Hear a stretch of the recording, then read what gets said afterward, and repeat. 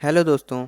अगर आप भी अपनी लाइफ में क्लियर टारगेट नहीं ढूंढ पा रहे हैं और एक डिसिप्लिन्ड लाइफ नहीं जी पा रहे हैं, और क्या आपको भी लगता है कि सक्सेस सिर्फ सपनों में ही मिलती है? इसलिए इस वीडियो में मैं आपको ऐसे 4 पॉइंट्स बताऊंगा जिससे आपके ये सारे वहम दूर हो जाएंगे, और ये 4 पॉइंट्स आपको एक सक्सेसफुल इंसान बनाने में बहुत मदद करेंगे। मैंने ये 4 पॉइंट्स लिए हैं 7 strategies for wealth and happiness book से, जिसके ऑथर हैं जिम रॉन। मैं आपको स्टार्टिंग में ही बता देता हूँ कि अगर आपने सेकंड और फोर्थ पॉइंट का कॉन्सेप्ट अच्छे से जान लिया तो आपको अमीर बनने से कोई भी नहीं रोक सकता। इसलिए सेकंड और फोर्थ पॉइंट बिल्कुल भी मिस मत कीजिएगा। और साथ ही में आपको इस वीडियो में जानने को मिलेगा कि कैसे एक अमीर आदमी के लिए खाना खरीदना फ़ायदेमंद हो सकता है, और आपको टैक्स क्यों देना चाहिए, और 2 क्वार्टर माइंडसेट का मतलब क्या होता है। याद कीजिए, जब आपने पिछली बार कोई काम कंप्लीट किया था तो उसके बाद क्या हुआ। हो सकता है कि आप उसके बाद किसी और काम में लग गए हो। ये फ्रस्ट्रेटिंग लग सकता है, पर ये बहुत अच्छी बात है।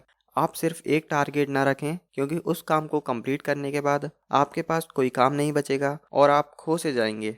आपके पास गोल्स होने चाहिए। उन गोल्स को अचीव करने के लिए वक्त निकालकर काम करना शुरू कीजिए। अपने लॉन्ग टर्म गोल्स को विजुअलाइज कीजिए। इसी को ऑथर ने इस बुक में डिटेल में समझाया है कि आप कैसे इसे अपनी लाइफ में अप्लाई कर सकते हैं। तो उसको जानने के लिए आप इस बुक को पढ़ सकते हैं। तो चलिए आ जाते हैं अपने फर्स्ट पॉइंट पर। फर्स्ट पॉइंट है कि सेल्फ लर्निंग ज़िंदगी में आगे बढ़ने और कामयाब होने का सबसे अच्छा तरीका है। ज़्यादातर फील्ड्स में बिना सालों की पढ़ाई और ट्रेनिंग के कामयाबी हासिल करने की उम्मीद नहीं रखी जा सकती। जैसे कि मेडिकल फील्ड, कोई भी आदमी सालों तक ह्यूमन हार्ट के बारे में बिना पढ़े ट्रिपल बाईपास सर्जरी नहीं कर सकता।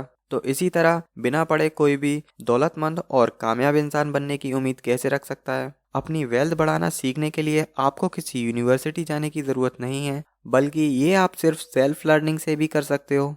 और सेल्फ लर्निंग स्टार्ट करने के लिए पहला तरीका अपनी लाइफ से ही सीखिए। दिन के आखिर में अपने लिए कुछ वक्त निकालिए और सोचिए कि पूरे दिन में आपने क्या क्या किया। हर काम डिटेल में याद करने की कोशिश कीजिए, खास तौर पर वह काम जो बहुत अच्छा या बहुत खराब हुआ। इससे आपको अंदाज़ा होगा कि क्या काम करना चाहिए और क्या नहीं। दूसरा तरीका सेल्फ लर्निंग का हो सकता है किताबें पढ़ना या फिर ऑनलाइन यूट्यूब पर वीडियोस देखना। पर इसका मतलब ये नहीं कि आप कोई कॉमिक या फिर कोई कॉमेडी वीडियो देखो। आप सक्सेस स्ट्रेटजीज की वीडियोस देख सकते हैं, या फिर सिंपली आप हमारे चैनल को भी सब्सक्राइब कर सकते हैं, क्योंकि हमारे चैनल पे आपको सारी सेल्फ हेल्प की वीडियोस मिल जाएंगी। और आप नेपोलियन हिल की थिंक एंड ग्रो रिच जैसी हाउ ट्रू बुक्स को पढ़ सकते हैं। और अगर आपके पास पढ़ने का ज़्यादा टाइम नहीं है तो आप सिंपली उसकी समरी भी सुन सकते हैं। तो इसका लिंक मैंने आई बटन और डिस्क्रिप्शन बॉक्स में दे दिया है, आप इसको ज़रूर देखिए। आप अपना ज़्यादा से ज़्यादा टाइम कामयाब लोग और अच्छे माइंडसेट वाले लोगों के साथ गुजारिए। आपको कितनी बार लगता होगा कि मेरे लिए कोई काम टाइम पर करना नामुमकिन है, मैं ऐसा ही हूँ, या मैं अपनी पर्सनैलिटी को बदल नहीं सकता। इस तरह की स्टेटमेंट हमारे सेल्फ स्टीम को ठेस पहुँचाती हैं, और ये हमें यकीन दिला देती हैं कि हम अपने आप को कभी बदल नहीं सकते। इसलिए ज़्यादातर पॉजिटिव ही सोचा करिए। तो चलिए सेकंड पॉइंट पर आ जाते हैं। टैक्स के लिए अपना नज़रिया बदलकर और 70-30 रूल अपनाकर आप ज़्यादा खुशहाल बन सकते हैं। आप सोचते होंगे कि आप अपनी मेहनत की पूरी कमाई अपने पास क्यों नहीं रख सकते। अपने करियर की शुरुआत में ऑथर के मन में भी बिल्कुल यही सवाल था, लेकिन उनके मेंटर अर्ल शॉफ ने उन्हें खुशी से टैक्स देने के लिए कहा, क्योंकि उन्होंने बताया पैसों की तरफ आपका नज़रिया उतना ही मायने रखता है जितना कि उन्हें खर्च करना।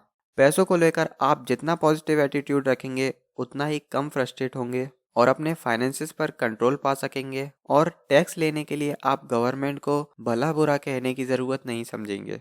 टैक्स को लेकर सोच बदल जाने के बाद टैक्स के ज़रिए ही अपनी नेट इनकम को भी बदली जा सकती है। इसके लिए आपको 70-30 रूल अपनाना पड़ेगा। इसका कॉन्सेप्ट बहुत ही आसान है। 70% इनकम को अपनी ख्वाहिश और अपनी ज़रूरतों में इस्तेमाल कीजिए, लेकिन उस पैसों को खर्च करने से पहले बाकी के 30% को कुछ इस तरह डिवाइड कर लीजिए। सबसे पहले 10% का इस्तेमाल ज़रूरतमंदों के लिए चैरिटी में करें। दूसरे 10% को सेव कर लें, ताकि कुछ सालों बाद आपके पास कुछ पैसे सेव हो जाएं। आखिर में बचे हुए 10% का इस्तेमाल आप इन्वेस्टमेंट में करिए। और अगर आपको लगता है कि आपको स्टॉक्स में इन्वेस्ट करना चाहिए, तो मैंने आई बटन में एक इन्वेस्टिंग के ऊपर वीडियो दे दी है, आप सबसे पहले उसको देख लीजिए। 70-30 रूल और पॉजिटिव एटीट्यूड अडॉप्ट करने से आपको अपनी मेहनत की कमाई का टैक्स देने में अफसोस नहीं होगा। थर्ड पॉइंट है प्लानिंग करके अपने वक्त का सही इस्तेमाल करें। कोई सेल्समैन अपना खुद का बिजनेस स्टार्ट करने की सोचता है, वो अपने आइडिया को लाइव ले आता है, लेकिन उसे बाद में एहसास होता है कि जितना वक्त उसने एम्प्लॉय के तौर पर नहीं गुजारा, उससे ज़्यादा वक्त उसने सीईओ बनकर अपने ऑफिस में गुजार दिया। वो ऑफिस सबसे जल्दी आता है और सबसे आखिर में जाता है। जल्द ही उसे एहसास होगा कि अपनी खुद की कंपनी चलाना बेकार है और वो अपनी पुरानी नौकरी पे वापस आ जाएगा।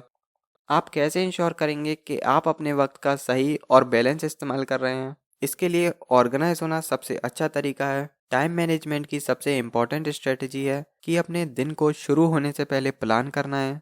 अगर आपके पास कोई मास्टर प्लान नहीं है, तो आप ये कैसे इंश्योर करेंगे कि आपका टाइम बैलेंस है और आप डेडलाइन कंप्लीट करने के लिए एकदम सही ट्रैक पर हैं? इसलिए आपको एक ऐसे कैलेंडर की ज़रूरत है जिसमें शेड्यूल के बारे में लिखने के लिए काफ़ी जगह हो। तो इसलिए सबसे पहले अपना शेड्यूल बना लीजिए और उस शेड्यूल प्लान में अपने लिए फ्री टाइम बचाना बिल्कुल ना भूलें।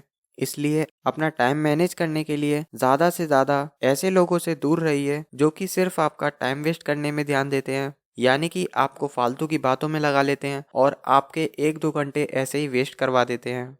फोर्थ पॉइंट है, बिना पैसों के खुश रहना सीखिए। आप अक्सर ऐसे बिजनेसमैन और सेलिब्रिटीज के बारे में सुनते होंगे जिनके पास बहुत पैसा है पर वो अपनी लाइफ में बिल्कुल भी सुखी नहीं है।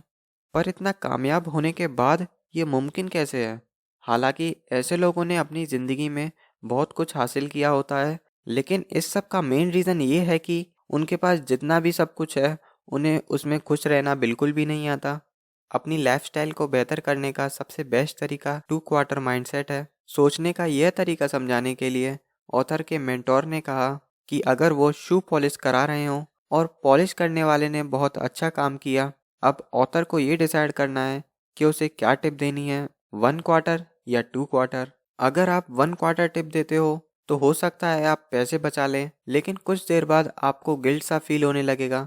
लेकिन अगर आप 2 क्वार्टर टिप देते हो तो आपको रिच और कॉन्फिडेंट फील होगा। इसलिए आप 2 क्वार्टर माइंडसेट रखिए, इससे बिना बहुत अमीर हुए भी आपको रिच फील होगा। तो उम्मीद करता हूँ आपको ये 4 पॉइंट्स अच्छे से समझ आ गए होंगे, और अगर कोई डाउट है तो कमेंट सेक्शन में कमेंट करके ज़रूर बताइए। और अगर आपको भी पेनी स्टॉक्स पसंद है तो 2025 आने से पहले ये वीडियो ज़रूर देख लीजिएगा।